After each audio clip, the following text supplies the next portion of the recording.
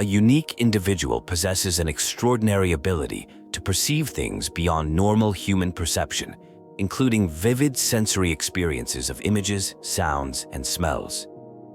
This ability leaves them feeling confused and struggling to organize their thoughts and memories while trying to understand their own identity. Someone discovers a mysterious person by the roadside and attempts to help by asking questions about their identity, family, and possible contacts. The found person appears to be uncommunicative and has a noticeable scar, leading to concerns about their well-being and past experiences. There is an urgent situation requiring immediate intervention, with warnings about people not understanding the gravity of what they are dealing with. The scene involves someone named Jody and creates an atmosphere of tension and impending danger. A scene unfolds involving Jody being called away from playing for what appears to be an important appointment or test. Various characters, including Nathan, Cole, Alan, and Phil, interact in casual conversation about weather and daily activities. A testing scenario begins where Jody participates in experiments involving cards and telekinetic abilities. The situation escalates when things go wrong with another participant named Kathleen, leading to a dangerous and uncontrollable situation that needs to be stopped. The scene shifts to a formal embassy gathering with diplomats and politicians.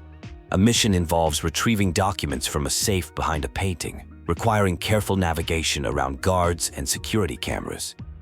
The operation becomes increasingly tense and dangerous.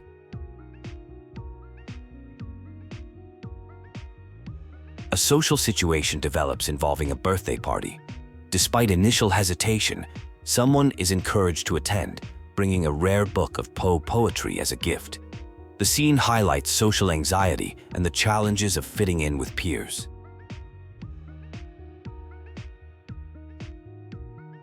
The birthday party scene continues with introductions and interactions between teenagers. A girl from Unit 4, Paranormal Department, faces subtle mockery and curiosity about her abilities. The party atmosphere becomes increasingly uncomfortable as social dynamics unfold.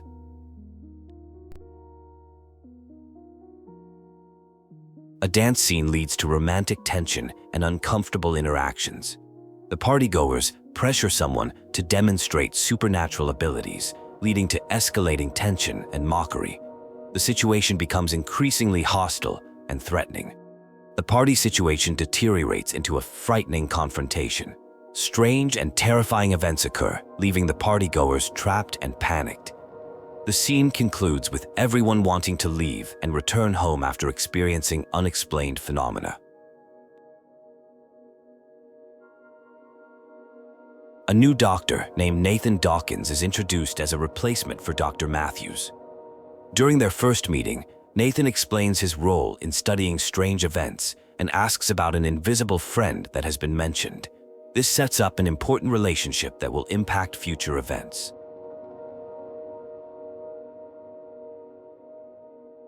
The scene shifts to what appears to be some kind of training facility or institution. Someone is being shown to their room and informed that training will begin early the next morning at 5 a.m. This marks the start of a new chapter in their journey. Intense physical training sequences unfold, including obstacle courses, combat training, and weapons practice. The recruit demonstrates growing skill and capability despite the demanding nature of the exercises. The training appears to be preparing them for some kind of operative or agent role. A tense chase sequence erupts with police involvement. There are commands to freeze and attempts to apprehend someone who is fleeing. The situation escalates quickly as law enforcement tries to contain the situation while the subject continues to evade capture. The tone shifts dramatically to a more domestic scene with someone looking out a window. This peaceful moment is interrupted by what appears to be supernatural occurrences. Strange events begin to unfold that suggest paranormal activity. A confrontation occurs regarding unusual incidents, particularly involving a child named Jody. There are discussions about monsters and fears, with attempts to provide comfort despite clearly supernatural circumstances. The situation highlights the challenges of dealing with unexplained phenomena. Information is revealed about a program called DPA that studies the otherworldly. They have created a condenser machine that opens a rift to another dimension. Something went terribly wrong, resulting in casualties. Help is needed to address this crisis. A mission begins to deal with the crisis at the condenser in the lower basement. The situation is dire, with entities from another dimension posing serious threats. Despite the dangers, there is determination to resolve the situation and prevent further casualties.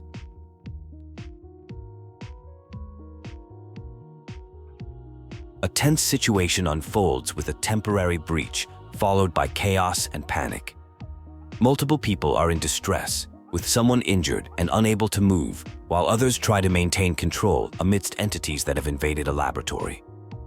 A worker named Jody explains the invasion of mysterious creatures from the depths. The group approaches a condenser that creates an echo to another dimension. They attempt to move slowly and carefully to avoid detection by the entities. Someone desperately calls for help while trying to access a console that might provide an escape route through a passage to the other side. An emotional reunion occurs between Jody and Aiden after a close call. There is deep concern about preventing the entities from opening a passage that could have catastrophic consequences. The situation becomes increasingly desperate as exhaustion sets in. The scene transitions to a new location, where Jody wakes up in someone's modest home. A kind stranger found Jody in rough shape on the streets a few days ago and has been providing care. The stranger offers coffee and shelter, showing compassion despite their own difficult circumstances. Jody expresses deep frustration about weeks of running and living without basic necessities. The situation feels hopeless, with no home, money, or food. The harsh reality of street life begins to take its toll as Jody contemplates giving up. To survive, Jody and others must try to earn money on the streets. A musical opportunity arises when Jody borrows a guitar and performs, successfully earning some cash. The situation takes a dangerous turn when troublemakers attempt to steal their earnings, but they manage to defend themselves. The group shares a meal while revealing their backstories. Stan is revealed to be a former high school teacher who lost everything due to debt. A pregnant woman named Tuesday is worried about her unborn child. Jody discloses a unique connection to an entity named Aiden. Using special abilities, Jody helps reassure Tuesday about her baby's health. In an emotional moment, Jody facilitates communication between Stan and his deceased love Nedzi, who encourages him to move forward with his life and find happiness again. A crisis develops as Tuesday goes into labor. The group faces the challenge of helping deliver a baby without proper medical supplies or facilities. They devise a plan to break into an abandoned building to obtain necessary items. The group successfully infiltrates a building to gather supplies for the impending birth, with Jody mysteriously managing to disable security systems.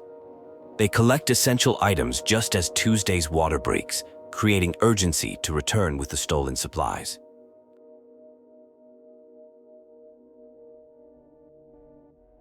A tense situation unfolds as people rush into a building where Walter is present. The group arrives just in time for what appears to be an important moment. Everyone except Jody is asked to leave, as someone specifically requests Jody's presence.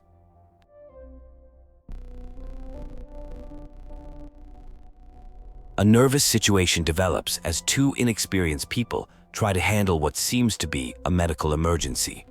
They work to make someone comfortable on an old mattress while trying to stay calm despite their lack of experience. An intense childbirth scene occurs with someone named Tuesday in labor. Through careful coaching and breathing exercises, the baby starts to crown. With encouragement and support, Tuesday successfully delivers the baby, a beautiful moment as everyone meets baby Zoe for the first time. The group admires how tiny she is, with Walter particularly amazed despite being told to watch his language around the newborn. Tuesday expresses gratitude for everyone's help.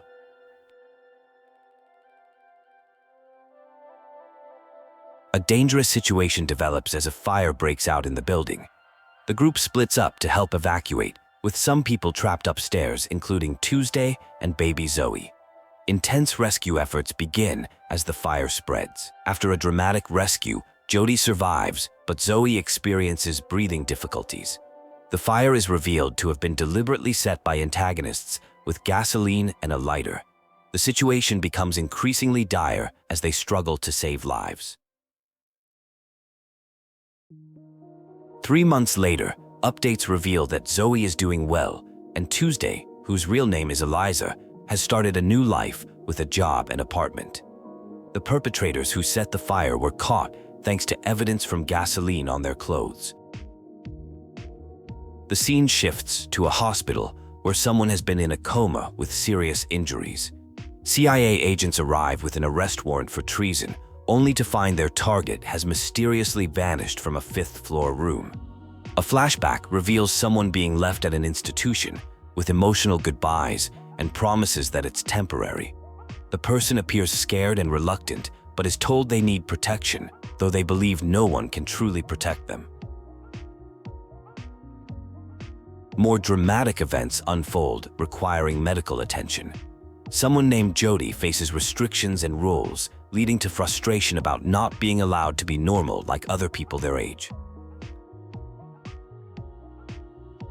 A rebellious escape attempt occurs on a Saturday night, involving manipulation and property damage. Despite initial resistance, the escape succeeds through clever deception and determination. There is a heartbreaking scene where parents inform their child they must leave them behind at a facility with Professor Dawkins due to a transfer. They promise to visit and eventually reunite when conditions improve. A tense situation unfolds as someone arrives at an unknown location, feeling exhausted and disoriented. The environment seems hostile and unwelcoming, with expressions of thirst and confusion about their whereabouts. Despite reassurances that everything will be okay, there's clear anxiety and distress in the atmosphere. A traveler named Jody arrives seeking shelter for the night. After initial resistance, they are welcomed by Paul and his family, sons Corey and Jay, and their silent grandmother Shemasani. The family invites Jody to join them for dinner, showing unexpected hospitality in their remote location. The family is revealed to be Dene, Navajo, living on a remote ranch where they breed Mustangs and raise churro sheep for wool and milk. Paul shares that while he encourages his sons to leave, they choose to stay. The conversation reveals the family's deep connection to their ancestral land. A mysterious warning is given to stay locked in the room overnight, regardless of any sounds. Strange events occur during the night, causing fear and confusion. Despite instructions, the visitor encounters something unsettling, leading to tense interactions with the family. The next morning brings an offer of temporary work on the ranch in exchange for food and shelter. Jody accepts and begins helping with various tasks, including taking care of sheep and working with horses, particularly bonding with a horse named Ashki. The truth about the nighttime disturbances is revealed. A spirit called Yezo haunts the area, seeking blood. This supernatural entity has been terrorizing the family for generations, explained as a curse their tribe must endure for living on these lands.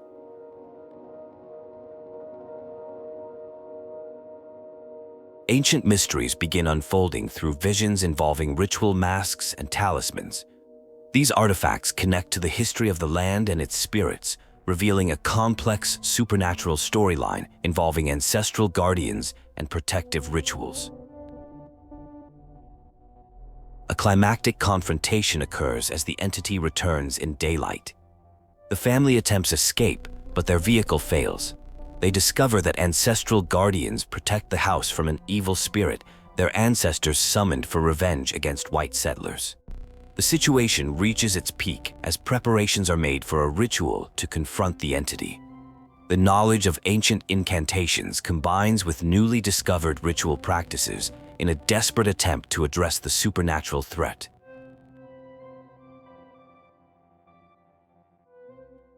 A dramatic scene unfolds with mentions of an approaching storm and characters searching for a stick to draw sides. There is urgent communication about the need to position people next to talismans, with souls needing to be attached to each one. The passage opens successfully, marking a significant moment in the events. A sacred burial ground is discussed, described as a place where people have buried their dead for hundreds of years. The location holds deep cultural significance and contains the bones of ancestors. This reveals important heritage connections and spiritual meaning for the community involved.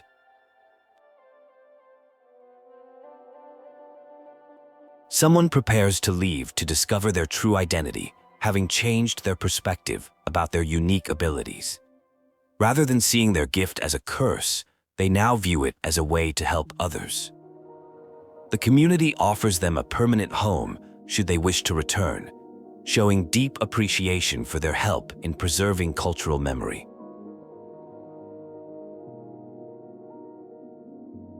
A scene involves testing someone's special abilities with objects. During this test, they successfully detect a connection to a music box that belonged to a little girl, demonstrating their genuine psychic capabilities. The experience appears to be part of a formal evaluation process. The arrival of Ryan Clayton triggers significant changes. A discussion about homework and food preferences is interrupted by this visitor, whose presence creates tension. Nathan appears worried about something, suggesting upcoming major developments. A crucial turning point occurs when Ryan Clayton, representing the CIA, arrives to take someone to a military school program at Camp Perry. Despite resistance and emotional protests, the transfer appears mandatory, with parental consent already secured. The scene highlights the struggle between institutional authority and personal autonomy. The narrative jumps to a more casual scene involving dinner plans between Ryan and Jody. There are complications with email communication, leading to a spontaneous dinner invitation at Jody's apartment. The interaction suggests growing romantic potential between the characters. Tension develops involving Aiden, who appears to be interfering with Jody's personal life, particularly regarding her relationship with Ryan. Jody asserts her independence and right to pursue relationships, expressing strong feelings for Ryan despite Aiden's disapproval. The story culminates in a dinner date between Ryan and Jody. They share wine and personal histories, including Ryan's difficult past with his stepfather and his path to the CIA. Jody reveals her unique upbringing at the DPA campus and her relationship with Nathan and Cole, who helped her cope with Aiden. A casual conversation reveals details about the mysterious Aiden and family relationships. Someone mentions learning about the infra-world, but not much about Aiden himself, who apparently never leaves.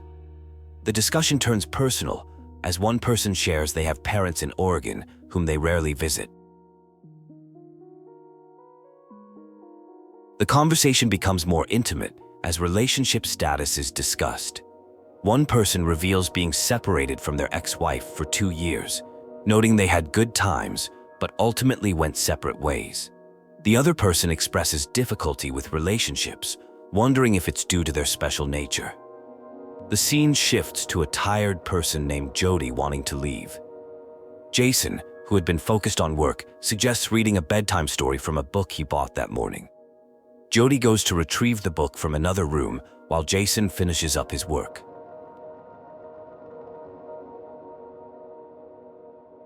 A devastating phone call brings tragic news to Nathan.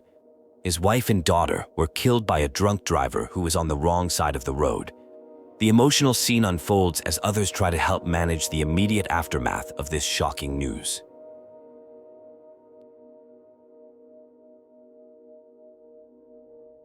A mission briefing describes the target as Jamal Sheikh Sharif, supposedly a dangerous warlord controlling key districts and blocking humanitarian aid. The mission involves solo infiltration with no backup, requiring target elimination before sunrise. A warning is given about the brutal fate of the last captured American soldier. The mission proceeds through various locations, including the cathedral. A wounded person named Salim is encountered and helped, despite language barriers. Together, they navigate dangerous territory and form an unlikely alliance. The mission reaches its critical phase as Jamal is located. The protagonist struggles with the task of assassination, trying to maintain a low profile while approaching the target.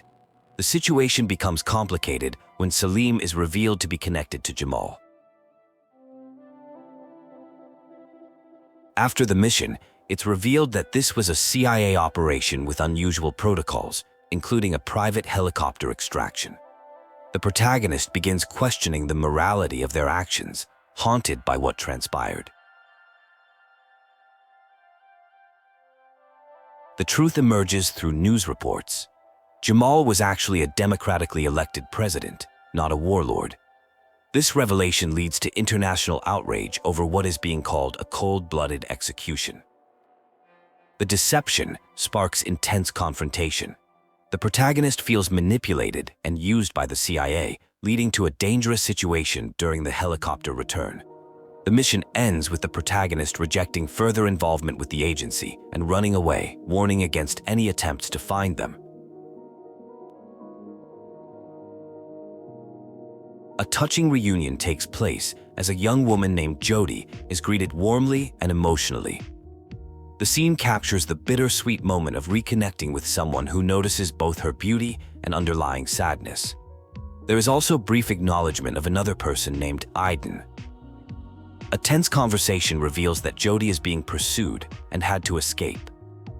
The discussion shifts to Nathan, who is now in charge of the DPA organization, having progressed significantly from his earlier lab work. Discussion turns to a project called Infraworld, where millions have been invested in creating a powerful new condenser with Army involvement.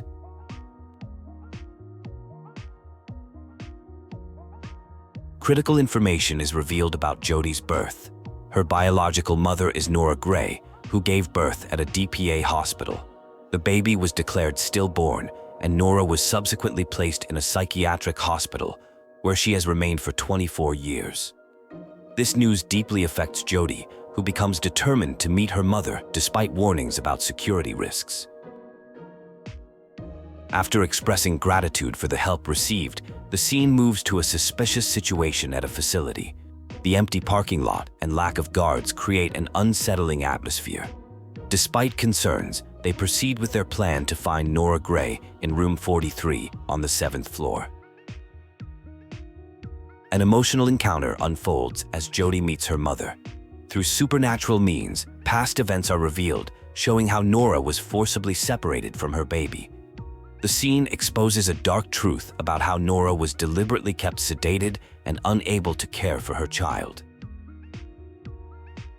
The story shifts to a confrontation with Nathan, who explains the past events. He reveals that Jody was considered a crucial link between their world and the infraworld, leading to decisions about her upbringing. A deal is proposed: help with a mission in exchange for freedom.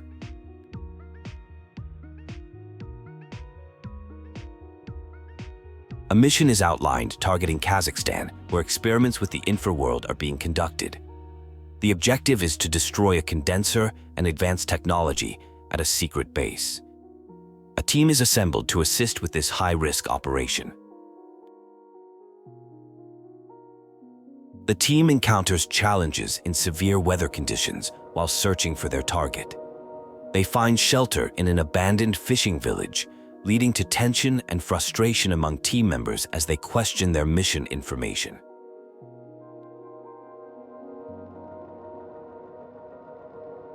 A breakthrough occurs when they spot a convoy of armored vehicles. Following this lead, they discover their actual target: submarines loading mysterious crates. The revelation suggests the existence of an underwater base where the rift to the infraworld is located. A tense situation unfolds as 3 soldiers are spotted, and Aiden is instructed to eliminate them. The action happens quickly without warning, leading to some frustration among team members. The group realizes they may have missed something important and needs to find a solution.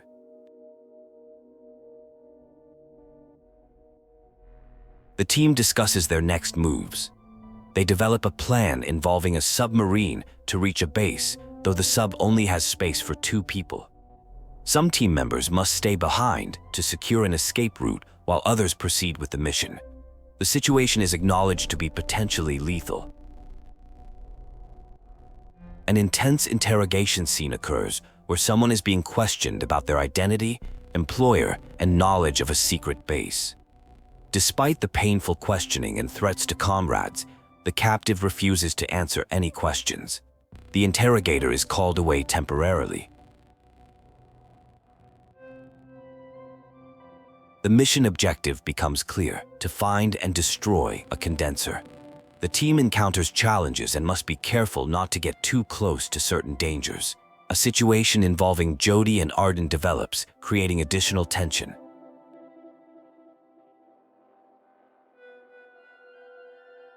A crucial moment arrives where difficult decisions must be made. Despite successfully destroying the base, a dangerous rift remains open that could allow entities to pour through. Someone must stay behind with explosives, while others are told to head back to the submarine. The antagonist expresses rage over the destruction of their life's work, which they considered the world's greatest discovery. A dramatic confrontation ensues as they face off against those responsible for ruining their plans.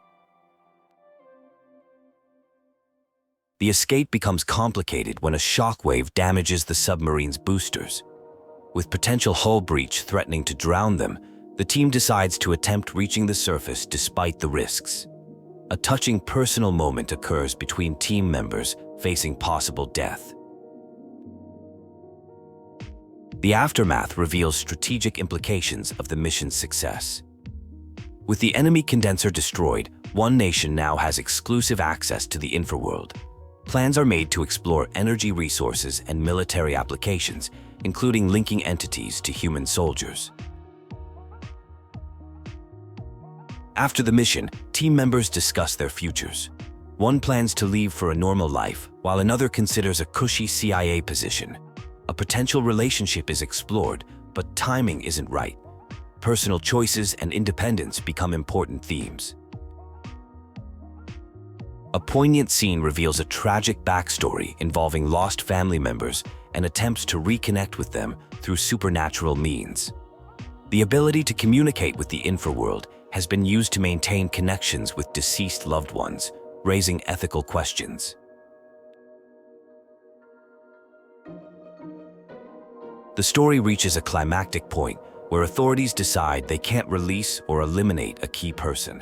Instead, they plan to use neuroacid to induce a permanent coma, the same fate given to someone's mother. The tale concludes with reflections on mortality and human nature. A tense situation unfolds as someone plans to deactivate a containment field that separates dimensions. The action would merge life and death into one world. Despite warnings that it's not just souls but death itself on the other side, they remain convinced this is the right path to prevent future separations. A casual conversation reveals that team members Vince and Nick are away on a 3-month beach vacation. The discussion shifts to sending emails before sharing a drink, maintaining an initially relaxed atmosphere that soon changes dramatically. The presence of entities behind a containment field is revealed. An entity named Aiden appears and begins leading people through the facility in search of someone named Jody. The group follows Aiden's guidance through various areas of the building. A crisis erupts as Nathan deactivates the containment field in an apparent attempt to reunite with his family. The situation quickly deteriorates as entities begin escaping. People scramble to evacuate while trying to find a solution to the growing chaos. A last-ditch plan emerges involving a portable containment field to reach the condenser and trigger a manual self-destruct sequence. Despite the extreme danger, it's determined to be the only remaining option to close the dimensional rift. The aftermath reveals severe memory deterioration in the survivor. Their memories become increasingly confused and begin self-destructing, leading them to document everything before it's forgotten. The disaster claimed 283 lives at a Pentagon military base. The CIA temporarily backs off while presumably working on another condenser. The survivor attempts to rebuild their life without Iden, struggling with profound loneliness and grief despite having previously wished for independence. After months of grieving, there is a gradual awakening and recognition of the need to start fresh. New love develops, bringing healing and the challenge of learning to trust again. The experience leads to personal growth and a different perspective on life. Disturbing visions persist at night, suggesting the otherworldly events aren't truly over. The experience has fundamentally changed their relationship with death, having faced it multiple times. There's an ominous sense that something bigger is approaching.